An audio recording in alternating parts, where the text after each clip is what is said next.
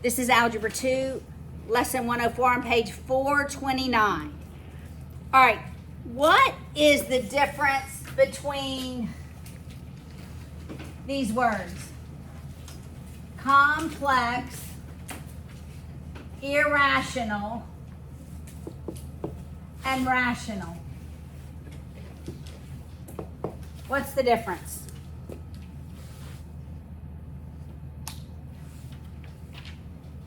Yes, Ben? Complex number like pi? Yes. So complex has an I in it, typically, right? All right. Irrational has an imperfect square root. Irrational is like an imperfect square root, like the square root of 2. What's another irrational number? Pi. Pi. What makes a number irrational? Irrational numbers do not end and do not repeat. That's correct. An irrational number has unending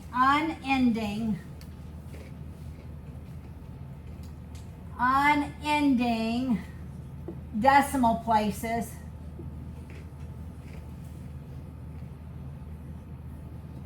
that do not have a repeat pattern. Have a repeating pattern.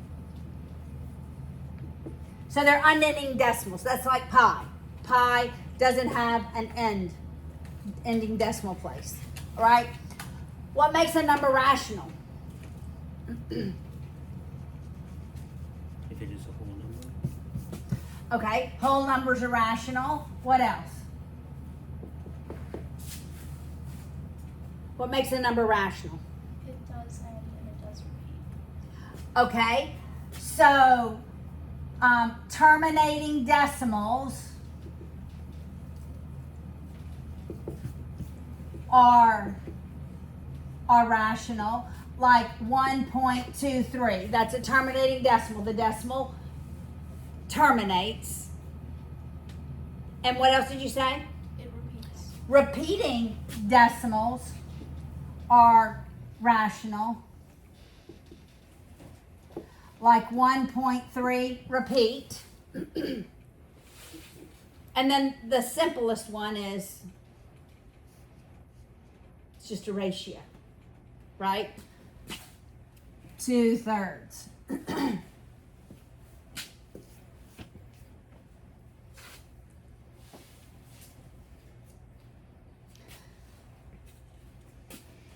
These two are subsets of the real number system. They're all complex, right? But every one of these rational numbers can be written as a fraction. 100% of them. If we have a terminating decimal or if we have a repeat decimal. And that's what we're going to learn today. How to write terminating decimals as a ratio and how to write repeat decimals as a ratio. All right? That's what this lesson is about. How to take some rational number that's not written as a ratio and write it as a ratio. All right, so terminating decimals are easy. Everybody watch. If I have 1.23, that's a terminating decimal. I can write any terminating decimal over 1, and it'd be the same value, right? Can I write it over 1.00? Is that the same number? Can I multiply it by 100 over 100? Is that the same? Have I changed the value? That's what you do. So you take any terminating decimal, write it over 1 point with the same number of zeros as your other number. Then just eliminate the zeros. 123 over 100.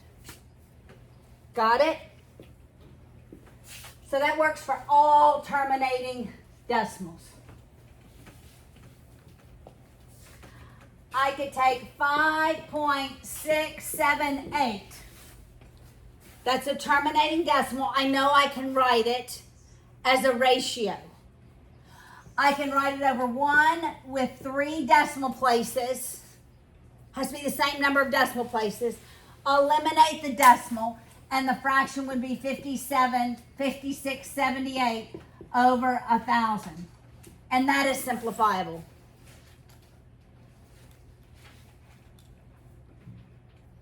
So terminating decimals are easy to write as a fraction. But how do we do repeat decimals? Well, let's do example 1 because it's a terminating decimal in your book. Example 1 on page 430. It is something like this. 0.00314. What would I write that over? 1.00000.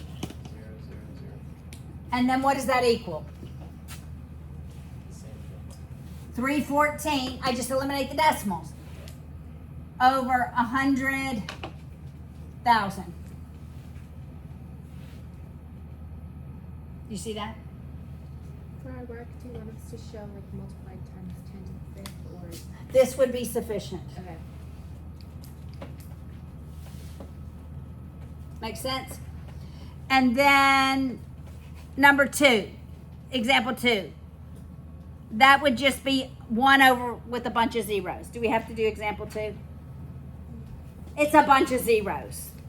You would just write it 1 point and a bunch of zeros, however many decimal places there are, and then eliminate the decimal.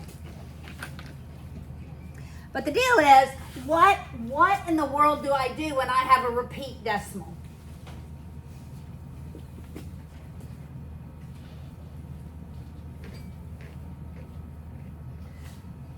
Like, what do I do when I have an example 3?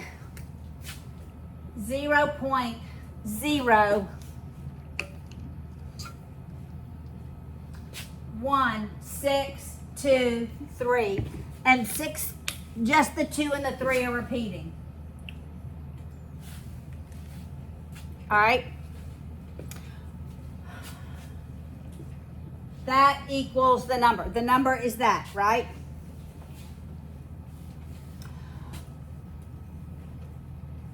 Well, I want to move however many repeat decimals there are. I want to raise it. I want to multiply both sides by 10 to that power. Do I change the value of an equation? Like if I have the number is 3. If I multiply each side by 100, that will be 100 times the number is 300. Have I changed the value? I haven't changed the value of n. So really I could take this equation, the number is that, and I can multiply it both sides by any value without changing the equation. So you're going to multiply it by 10 and raise to however many repeat decimal places there are. So this would be 10 squared because there's 2 decimal places. But I have to multiply on both sides. Got it?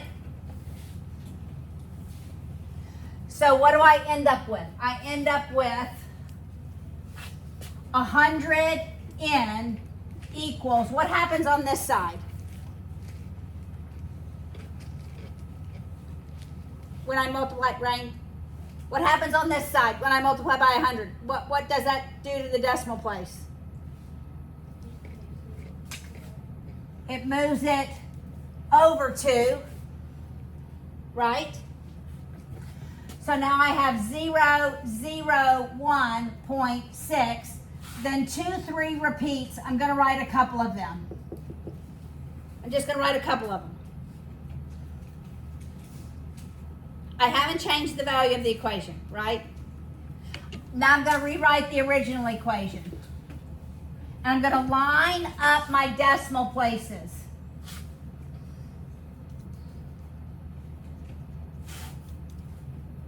Oops. a 0. 0, 1, 6, 2, 3, dot, dot, dot. You see what I did? I just wrote the original. How did I get this one? I multiplied by 10 raised to the power of however many repeat decimals there are. Got it? Then I rewrite the original equation and I subtract them. You're always going to end up with all 9s here. 100 minus 1 is 99. It's always going to be all 9s. Make sure you line up your decimal places. Because out here, 2, 3, 2, 3, it just keeps repeating, right? What should always happen is your repeats should line up. So that here forward is just going to be zeros when you subtract. Got it? So you're not even going to look here forward. I'm just going to subtract this part of it. Because it's just more zeros to the right of the decimal place. You got it? All right, so that becomes a 1. What's 6? That's 7, 0, 6, 1. Is that right?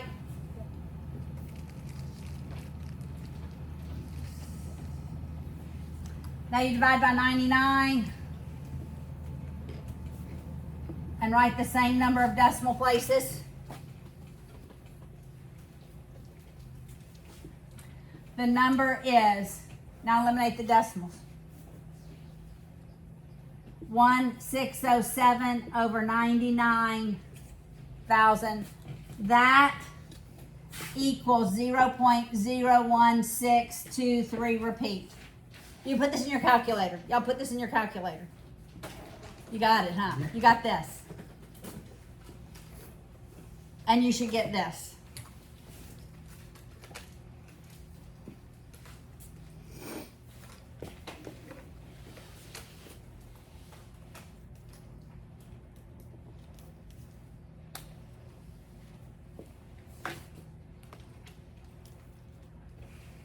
All right, let's do example 4.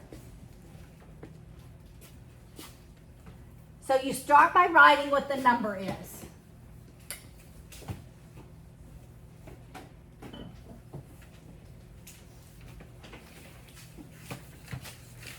And I always write a couple of repeats. So the number is 1.003. 1.003. 1543 is the repeat numbers. So I'm going to write a couple of them. And they just keep going on and on and on.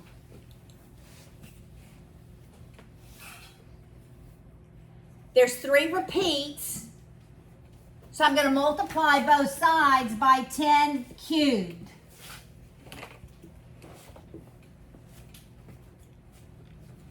And 10 cubed is 1,000. I'll write it above it. It's 1,000 n equals, okay, what does that do to my decimal point? Moves it over 3. 1, 2, 3. But I want to make sure my decimal places in the equation is at the same point. All right? So now I have 1003.1543. 543, 543. And what was the original number? 1.0031543, 543. So example 4. Example 4, yeah.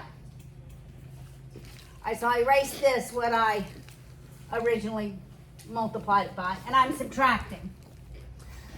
Where my repeats line up, I'm not even going to look at, because when I subtract them, it's going to be 0. Remember, I'm always going to end up with all 9s here. This is going to be 999n equals. Now I'm going to subtract. 3 minus, you have to start right to left, because you might have to borrow. 3 minus 1, I would not put this in my calculator. Anytime a student has put this in their calculator, typically that's when it's wrong. So 3 minus 1 is 2, 4 minus 3, 1, that's 5, that's 1, 2, 0, 0, 1. Now I divide both sides by 999, but when I write it on the right-hand side, I'm going to write the same number of decimal places, 999 point. I'm going to write it with 4 zeros because the top number has 4 decimal places.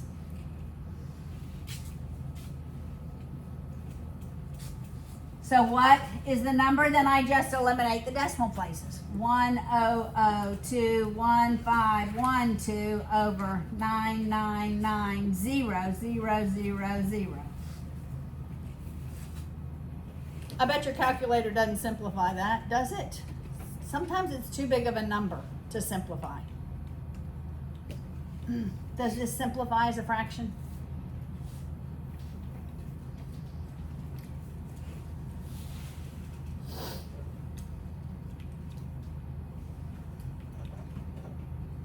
You just go through decimal. Yeah. See, sometimes when the number's too big, it's not going to simplify. Just leave it. I'm not going to ask you to simplify these. Does that make sense? Everybody got it? Let's do the last one. Pretty sure this is the last example. Yes. Okay, does this make sense, ladies and gentlemen? The pattern, it's patterns. Math is really all patterns. Like, why do we do it? Why are we doing this? To show the number is rational. And we're getting it as a ratio of two numbers.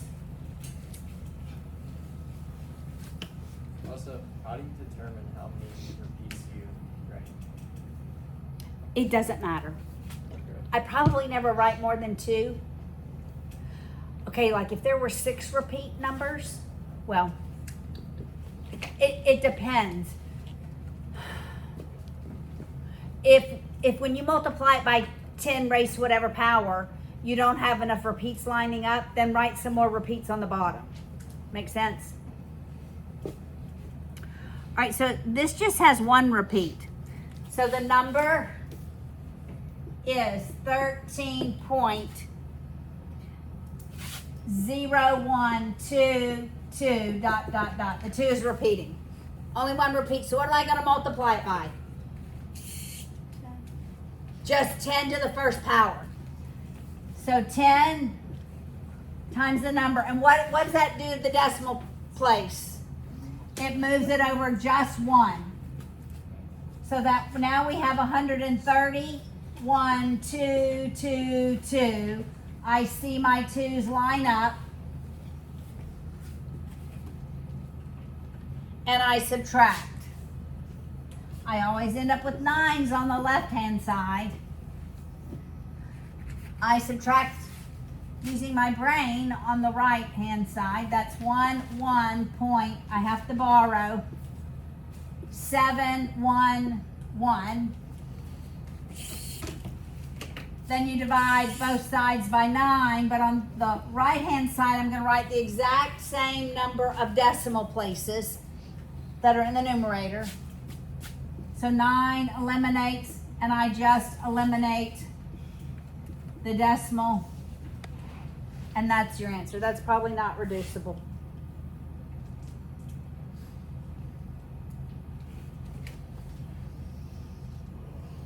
All right?